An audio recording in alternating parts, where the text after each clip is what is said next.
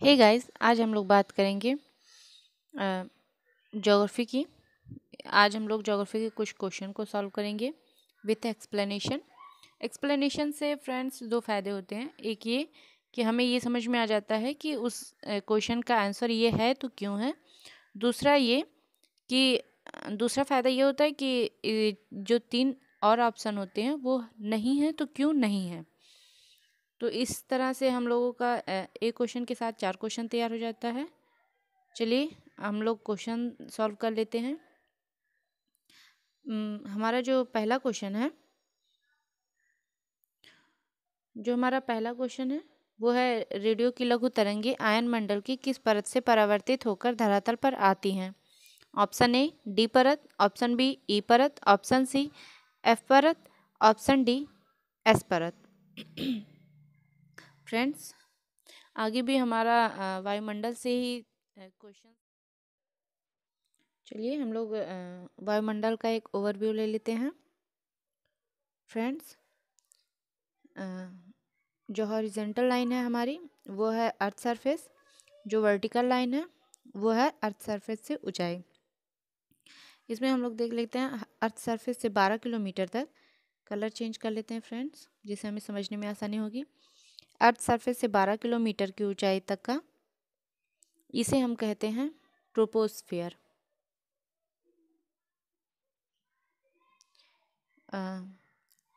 फिर 50 किलोमीटर तक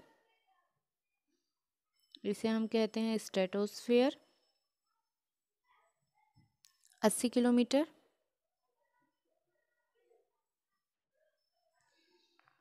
इसे हम लोग कहते हैं मेसोस्फियर। इसके ऊपर है आयनोस्फियर, फिर है एक्सोस्फियर जो कि वायुमंडल होता है। फ्रेंड्स, इसमें हम लोग एक चीज़ और समझ लेते हैं। इसमें जो हमारा स्ट्रेटोस्फियर और ट्रोपोस्फियर, मेसोस्फियर, ये सारे जो मंडल हैं, सब सारे जो स्फीयर हैं, इन दोनों जैसे हमारा ट्रोपोस्फियर हो गया, स्ट्रेटोस्फियर हो गया, इन दो मंडलों के बीच में एक संक्रमण पट्टी पाई जाती है। ये संक्रमण पट्टी लगभग 1.5 किलोमीटर होती है, 1.5 किलोमीटर। फ्रेंड्स, कलर चेंज कर लेते हैं जिससे हमें समझने में आसानी होगी। ये संक्रमण पट्टी जो होती है वो 1.5 किलोमीटर होती है, और इस संक्रमण पट्टी में दो मंडलों का जो स्वभाव होता है, गुण होता है, वो इस संक्रमण पट्टी में पाई जाती है। जैसे स्ट्रेटोस्फेयर के ऊपर स्ट्रेटोस्पॉज होगा, इसमें ट्रोपोस्फेयर के ऊपर ट्रोपोस्पॉज होगा, जिसमें स्ट्रेटोस्फेयर और ट्रोपोस्फेयर इन दोनों के गुण मिलेंगे। इसी तरह से मेसोस्फेयर और स्ट्रेटोस्फेयर के ऊपर यहाँ पे स्ट्रेटोस्पॉज होगा, इसमें स्ट्रेटोस्फेयर और मेसोस्फेयर इन दोनों के गुण इसमें मिलेंगे। यह संक्रमण पट्टी लगभग 1.5 किलोमीटर होती है। फ्रेंड्स, इसे आप याद रखिएगा, ये आया हुआ क्वेश्चन है। और इसमें हम लोग जो हमारी डी परत, ई परत, एफ परत, ये जो होती है ये हमारे आयन मंडल में होती है, हमारे मेसोस मंडल में होती है, मेसोस्फेयर।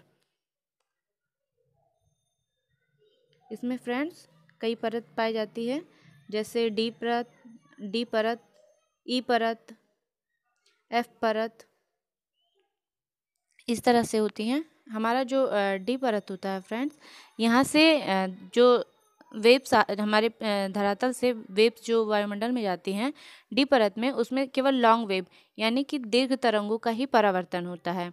ई परत से दीर्घ, लघु और मध्यम, इन तीनों परतों का परावर्तन होता है। फ्रेंड्स, डी परत में जो है वो मध्यम तरंग और लघु तरंग इन दोनों का ऑब्जर्वेशन हो जाता है, यानी ये सोख लेता है। बाकी जो एफ परत है, यहाँ से हमारा रेडियो की लघु तरंगों का परावर्तन होता है। एफ परत को रेडियो तरंगों के परावर्तन के नाम से भी जाना जाता है फ्रेंड्स, इसलिए हमारा जो राइट आंसर है वो है एफ परत। चलिए नेक्स्ट क्वेश्चन देख लेते हैं हम लोग। नेक्स्ट क्वेश्चन है हमारा, ऊपर से नीचे की ओर वायुमंडल की विभिन्न परतों की सीमाओं यानी कि पॉज का कौन सा क्रम सही है। इसमें फ्रेंड्स हम लोग जो समझे हैं वो देख लेते हैं। पहला मैंने आप लोगों को क्या बताया है, ट्रोपोस्फियर, दूसरा स्ट्रेटोस्फियर, तीसरा है मेसोस्फियर, उसके ऊपर है आयनोस्फियर। तो फ्रेंड्स ये जो मैंने क्रम बताया है ये नीचे से ऊपर की तरफ है और यहाँ पे पूछा है ऊपर से नीचे की तरफ, तो इस बात का ध्यान रखेंगे फ्रेंड्स। इस तरह से हम लोग देख लेते हैं ऊपर से नीचे की तरफ, यानी कि हम लोग इसको दो तरह से सॉल्व कर लेते हैं, या तो हम लोग ऊपर से नीचे की तरफ देखें या फिर हम लोग पीछे की तरफ से देखेंगे तो यहाँ नीचे से हमारा सही हो जाएगा। चलिए हम लोग देख लेते हैं। पहला है ट्रोपोस्फियर, दूसरा स्ट्रेटोस्फियर, तीसरा मेसोस्फियर और चौथा है मैग्नेटोस्फियर यानी मैग्नेटोपॉज। तो हमारा जो राइट आंसर है वो है ए में ही हमें सब कुछ मिल गया।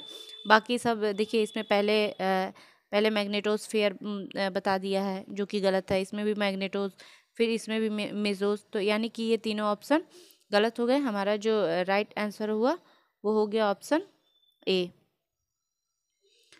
चलिए नेक्स्ट क्वेश्चन देख लेते हैं। नेक्स्ट क्वेश्चन है हमारा, वायुमंडल के किस भाग में जलवाष्प की कुल मात्रा का 90% भाग विद्यमान रहता है। ऑप्शन ए आयन मंडल, ऑप्शन बी ओजोन मंडल, ऑप्शन सी क्षोभ मंडल, ऑप्शन डी समताप मंडल। फ्रेंड्स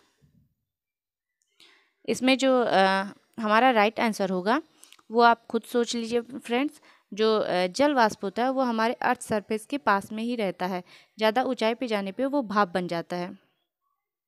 ये अर्थ सरफेस से लगभग 5 किलोमीटर की दूरी पे ही पूरे जलवाष्प का 90% भाग रहता है, विद्यमान रहता है। तो फ्रेंड्स अर्थ सरफेस से 12 किलोमीटर तक का मैंने कौन सा स्फीयर बताया था, ट्रोपोस्फियर यानी कि क्षोभ मंडल। तो हमारा जो राइट आंसर है वो हो जाएगा ऑप्शन सी। चलिए नेक्स्ट क्वेश्चन देख लेते हैं। हमारा नेक्स्ट क्वेश्चन है, विश्व का सर्वाधिक ज्वालामुखी वाला क्षेत्र है। ए फिलिपाइन द्वीप समूह, बी जापान द्वीप समूह, सी पश्चिमी द्वीप समूह, डी इंडोनेशिया द्वीप समूह। इसमें फ्रेंड्स मैं थोड़ा सा आपको बता दूं कि फिलिपाइंस द्वीप समूह कहाँ पे है। इसका जो राइट आंसर है मैं बता देती हूँ, पहले ही आपको फिर समझाती हूँ। इसका जो राइट आंसर है वो ऑप्शन ए फिलिपाइन द्वीप समूह। इसमें देखिए ये जो द्वीप समूह है वो हमारा पैसिफिक ओशन में है। जैसे ये हो गया हमारा, एक सेकेंड, ये हो गया हमारा नॉर्थ अमेरिका, ये हो गया साउथ अमेरिका, ये हो गया चाइना और दक्षिण एशिया, यहाँ हो गया जापान और ये हो गया फिलीपींस।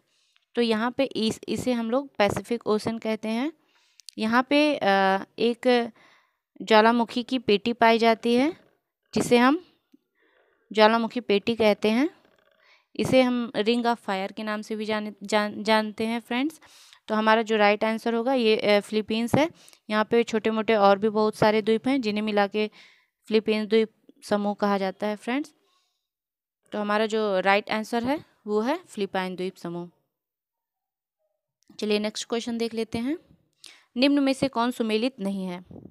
ऑप्शन ए शांत ज्वालामुखी देमवंद, बी जागृत ज्वालामुखी स्ट्रोम्बोली, सी प्रसुप्त ज्वालामुखी क्राकाटोआ, डी निष्क्रिय ज्वालामुखी एटना।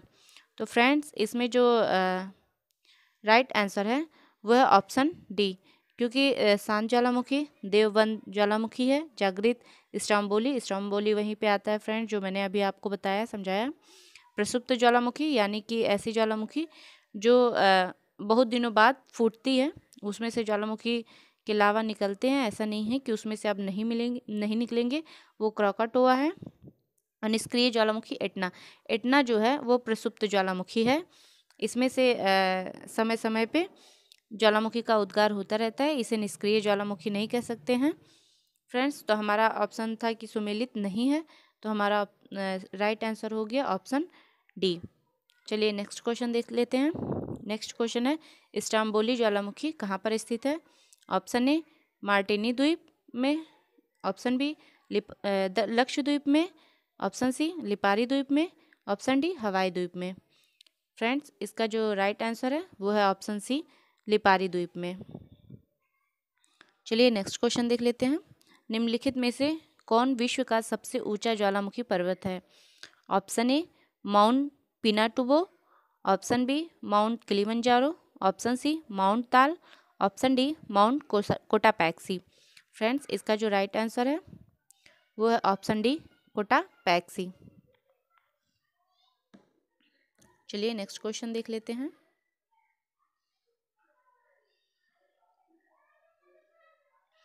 हमारा नेक्स्ट क्वेश्चन है, पृथ्वी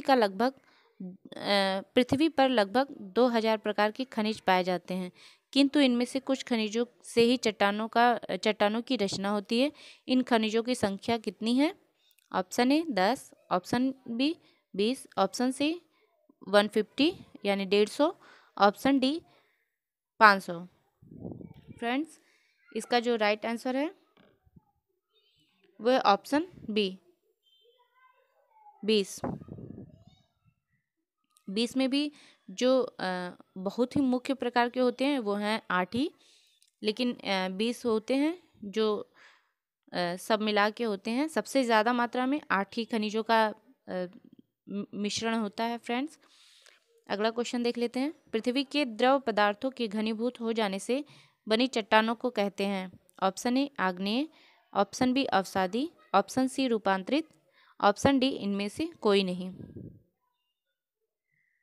फ्रेंड्स, इसमें ये पूछ रहा है कि जैसे अर्थ सरफेस के अंदर से, पृथ्वी के अंदर से जो पदार्थ निकलते हैं, जो लावा निकलती है, वो पृथ्वी पर जब आके जम जाती है तो उसे किस नाम से पुकारते हैं? तो इसे हम लोग कहते हैं आग्नेय शैल। इसी को प्राथमिक चट्टान भी कहते हैं। बाकी आग्नेय चट्टानों का जब अपक्षय और अपरदन हो जाता है तो वो अवसादी चट्टान बन जाते हैं। और आग्नेय और अवसादी चट्टान का जब दाब और ताप के कारण रूप परिवर्तन हो जाता है, इनका स्वभाव चेंज हो जाता है, तो उसे हम लोग कहते हैं रूपांतरित। तो इसका जो राइट आंसर हो गया वो है ऑप्शन ए आग्नेय चट्टान। चलिए आगे देख लेते हैं। नेक्स्ट क्वेश्चन हमारा है, दो अक्षांश रेखाओं के बीच की दूरी लगभग होती है? ऑप्शन ए 111 मील, ऑप्शन बी 121 मील, option C 111 kilometre, option D 121 kilometre. Friends, इसमें जैसे हमारा पृथ्वी है, इसमें जो वर्टिकल लाइन होती है वो हमारी अक्षांश रेखाएं होती हैं। तो इसमें ये पूछा गया है कि दो अक्षांशों के बीच की दूरी कितनी होती है, कितने किलोमीटर की दूरी होती है? इसमें जो राइट आंसर है वो है 121 किलोमीटर, 111 किलोमीटर, ऑप्शन सी। और फ्रेंड्स, ये दूरी होती है, ये देखिए, जैसे हमारे अक्षांश जो देशांतर रेखाएं होती हैं, ये हमारी जो देशांतर रेखाएं होती हैं, ये ऊपर पतली, इनकी जो चौड़ाई होती है ये ऊपर पतली होती हैं और भूमध्य रेखा के पास ये मोटी होती जाती हैं। तो ये जो 111 किलोमीटर की मोटाई है फ्रेंड्स, वो है हमारे भूमध्य रेखा के पास की। चलिए नेक्स्ट क्वेश्चन देख लेते हैं। 1 डिग्री सेंटीग्रेड की सर्वाधिक दूरी कहाँ पर होती है? देखिए फ्रेंड्स, अभी मैंने आपको बताया कि जैसे ये ऊपर ध्रुव है, यहाँ ध्रुवों के पास देशांतर की जो दूरी होती है वो कम होती है और ये भूमध्य रेखा पे सर्वाधिक होती है। तो इसमें जो हमारा राइट आंसर होगा वो है ऑप्शन सी विषुवत रेखा पर। नेक्स्ट क्वेश्चन हम लोग देख लेते हैं, कुल अक्षांशों की संख्या कितनी है? तो फ्रेंड्स, ये हमारा अगर भूमध्य रेखा है तो इसके ऊपर 90 डिग्री का अक्षांश होता है, 90 डिग्री दक्षिण में होता है। तो 90 और 90 कितना हो गया फ्रेंड्स? 180। तो हमारा जो राइट आंसर हो जाएगा वो है 180। चलिए नेक्स्ट क्वेश्चन देख लेते हैं हम लोग। हमारा नेक्स्ट क्वेश्चन है, भूकंप में धरातलीय तरंगे होती हैं? ऑप्शन ए गौड़ तरंगे, ऑप्शन बी एल तरंगे, ऑप्शन सी प्राथमिक तरंगे, ऑप्शन डी प्राथमिक एवं गौड़ दोनों तरंगे। तो फ्रेंड्स जो भूकंप आता है तो उसमें 3 तरह की तरंगें निकलती हैं, पी, एस, एल। तो पी तरंगों को प्राइमरी वेव कहते हैं, एस को सेकेंडरी वेव्स और एल को लॉन्ग वेव या फिर लव वेव भी कहते हैं। ये धरातलीय तरंगें होती हैं फ्रेंड्स। तो हमारे इस क्वेश्चन का आंसर जो हो गया वो हो गया एल तरंगे। चलिए नेक्स्ट क्वेश्चन हम लोग देख लेते हैं।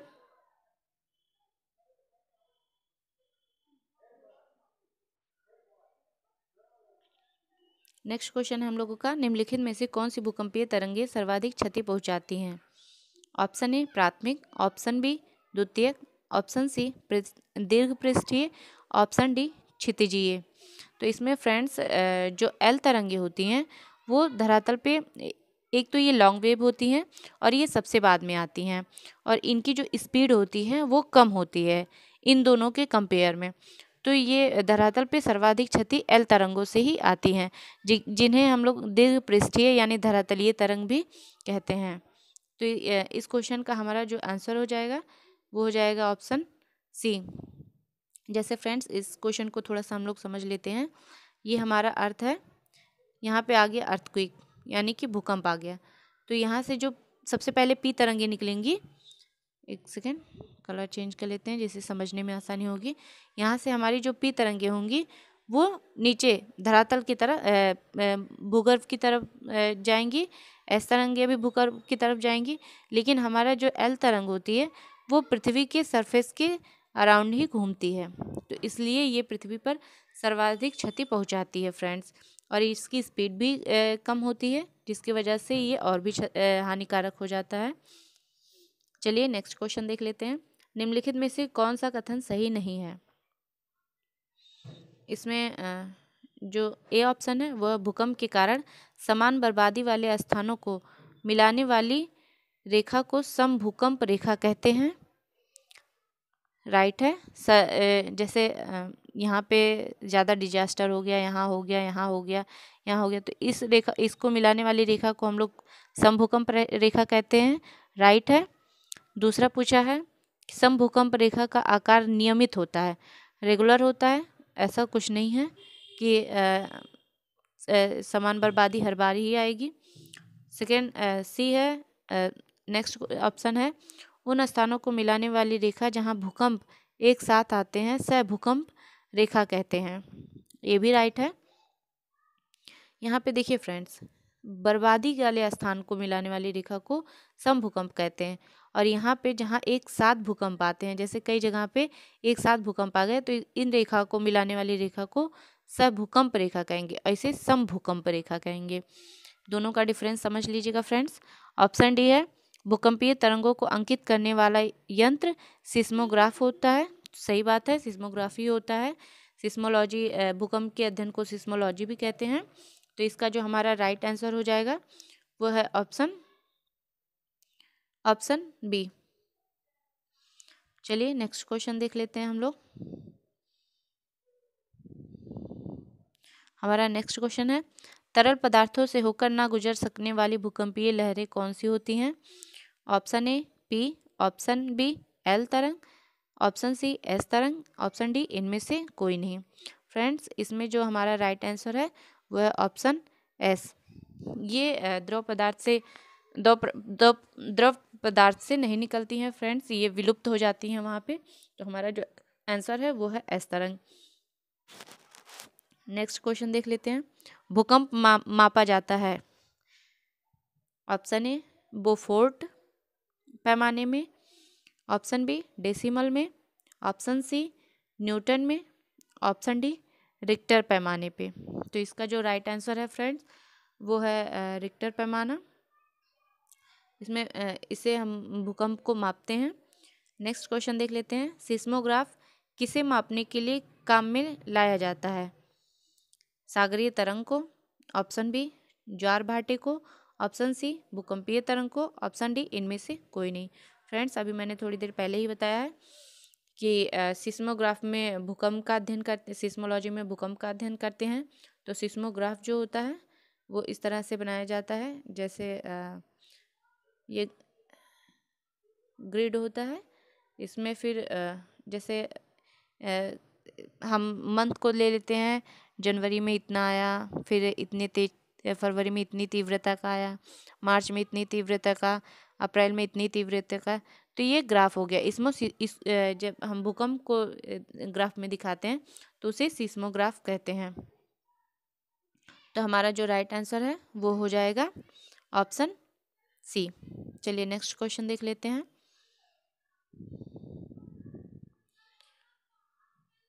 हमारा नेक्स्ट क्वेश्चन है, कौन सा महत्वपूर्ण अक्षांश भारत को लगभग 2 बराबर भागों में विभाजित करता है?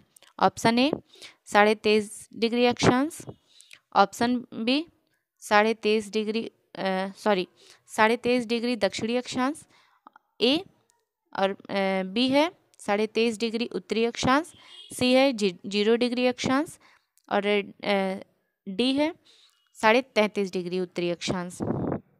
फ्रेंड्स, हमारे भारत को जो लगभग 2 बराबर भागों में बांटती है वो है 23.5 डिग्री उत्तरी अक्षांश, क्योंकि हमारा भारत जो है वो उत्तरी गोलार्ध में आता है 0 डिग्री से। तो 23.5 तो है ही है। हमारे भारत को 2 भागों में बांटती है। इसमें हमें जो देखना है वो है दक्षिण और उत्तर। तो हमारा भारत जो है वो उत्तरी गोलार्ध में आता है, तो हमारा ऑप्शन हो जाएगा बी 23.5 डिग्री उत्तरी अक्षांश। नेक्स्ट क्वेश्चन देख लेते हैं। भारत का सुदूर पश्चिम का बिंदु है 23.7 डिग्री पश्चिमी गुजरात में, ऑप्शन बी 68.7 डिग्री पश्चिम राजस्थान में, ऑप्शन सी 68.7 डिग्री पूर्व गुजरात में, ऑप्शन डी 68 मिनट 7 सेकेंड पूर्व राजस्थान में। फ्रेंड्स, इसका जो राइट आंसर है वो है ऑप्शन सी 68.7 पूर्व गुजरात में। फ्रेंड्स, जो हमारा गुजरात का पार्ट है यहाँ पे है सरहर क्रीक, ये जो हमारा सबसे पश्चिमी पॉइंट है, ये है हमारा 68.7 पूर्वी गुजरात में। चलिए नेक्स्ट क्वेश्चन देख लेते हैं।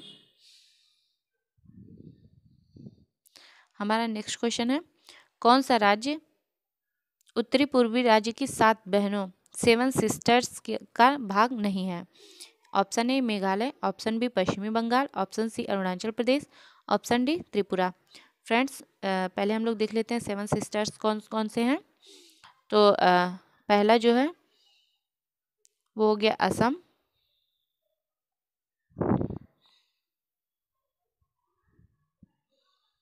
दूसरा अरुणाचल प्रदेश,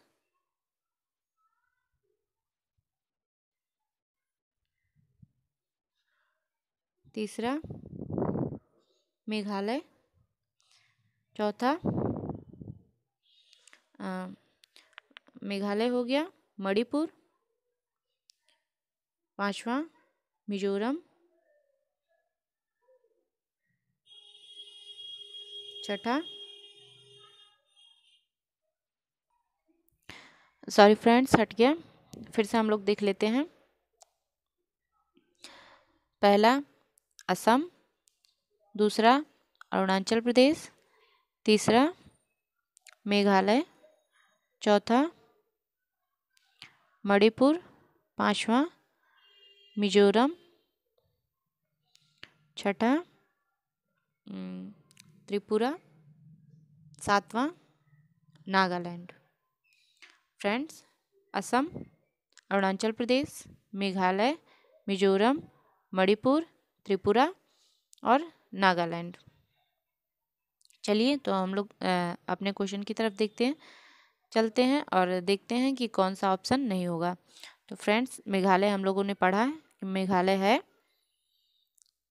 है, अरुणाचल प्रदेश है, त्रिपुरा भी है। इसमें जो ऑप्शन बी है वो नहीं है, पश्चिम बंगाल नहीं है। तो हमारा जो राइट आंसर है वो हो जाएगा ऑप्शन बी। चलिए नेक्स्ट क्वेश्चन देख लेते हैं। हमारा नेक्स्ट क्वेश्चन है, भारत प्राचीन सुपर महाद्वीप गोंडवाना लैंड का भाग था। इनमें वर्तमान समय का निम्न भूभाग शामिल था। ऑप्शन ए दक्षिण America, option B Africa, option C Australia, option D ये सभी। फ्रेंड्स थोड़ा सा मैं इसमें कुछ बता देती हूँ आपको जो कि आपके ही काम का होगा। इसमें पहले हम लोग देख लेते हैं गोंडवाना लैंड।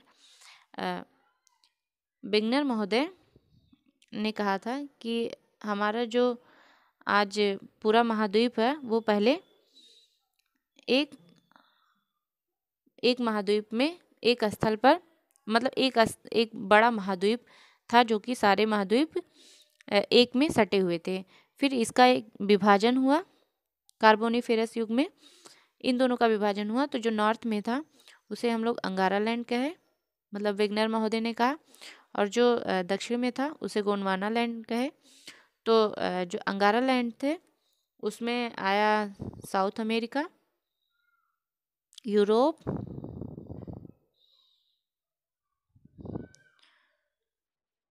ग्रीनलैंड, उसके बाद आया एशिया। और जो गोंडवाना लैंड था इसमें आया नॉर्थ अमेरिका, अफ्रीका, ऑस्ट्रेलिया और हमारा भारत, प्रायद्वीपीय भारत। फ्रेंड्स तो हम लोग देख लेते हैं इसका राइट आंसर क्या होगा। तो इसका राइट आंसर क्या होगा, हम लोग अभी पढ़े हैं कि जो गोंडवाना लैंड का भाग था वो दक्षिण अमेरिका भी था, अफ्रीका भी था और ऑस्ट्रेलिया भी था। तो इसका जो राइट आंसर है वो हो जाएगा ये सभी। चलिए नेक्स्ट क्वेश्चन देख लेते हैं। फ्रेंड्स आप लोगों को आई होप समझ में आ रहा होगा। अगर जो कुछ भी समझ में ना आए फ्रेंड्स तो उसके लिए आप कमेंट बॉक्स में लिखिएगा, मैं उसका सलूशन कुछ ना कुछ ज़रूर निकालूंगी और आप लोगों को अच्छे से समझा दूंगी। फ्रेंड्स चलिए नेक्स्ट क्वेश्चन देख लेते हैं। भारत के किस प्रदेश की सीमाएं 3 प्रदेशों क्रमशः नेपाल, भूटान एवं चीन से मिलती हैं। Option A Arunachal Pradesh, option B Meghalaya, option C Paschim Bengal, option D Sikkim. Friends इसमें पूछा है कि नेपाल, भूटान और चीन इन तीनों से मिलती हो। तो जो अरुणाचल प्रदेश है ऑप्शन ए वो चीन से तो मिलती है, भूटान से भी मिलती है, लेकिन नेपाल से नहीं मिलती। फ्रेंड्स ऑप्शन बी मेघालय है। मेघालय पश्चिम बंगाल से इसकी सीमाएं टच होती हैं। तो ऑप्शन बी भी नहीं होगा हमारा, ऑप्शन ए भी नहीं होगा क्योंकि तीनों को नहीं टच कर रहा है। ऑप्शन सी जो है पश्चिम बंगाल, ये भी नहीं होगा क्योंकि ये भूटान को टच करती है, नेपाल को टच करती है, लेकिन चीन को नहीं टच करती है। तो हमारा जो राइट आंसर हो जाएगा वो हो जाएगा सिक्किम, जो कि ये इस तरफ से नेपाल को टच करती है, ऊपर चाइना को टच करती है और इधर जो है वो भूटान को टच करती है। तो हमारा जो लास्ट क्वेश्चन है उसका जो राइट आंसर हो जाएगा वो हो जाएगा option D. Friends I hope आप लोगों को सब कुछ समझ में आया होगा। अगर कुछ ना समझ में आया या फिर कुछ प्रॉब्लम हो या फिर कोई ऐसे टॉपिक हो जो आपको अच्छे से समझ में नहीं आ रहा है, वो आप कमेंट बॉक्स में लिखिए, मैं उसको अच्छे से एक्सप्लेन करके किसी एक वीडियो में आपको प्रोवाइड करा दूँगी। धन्यवाद।